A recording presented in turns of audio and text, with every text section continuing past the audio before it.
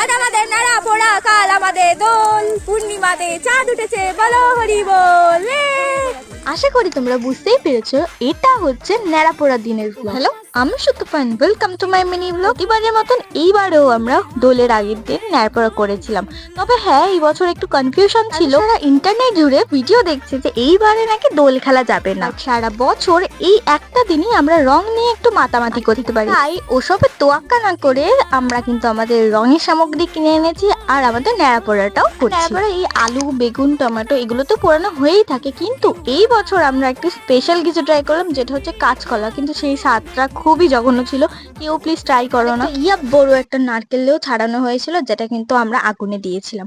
আর এখন পালা হচ্ছে আমার মামি স্পেশাল আলু মাখা, যেটা কিন্তু তোমরা দেখেই বুঝতে পেরেছো কতটা ইয়াম্মি। আমরা আলু মাখা খাই, তোমরা কিন্তু সাবস্ক্রাইব করতে ভুলো না। And I will see you next one. Tata.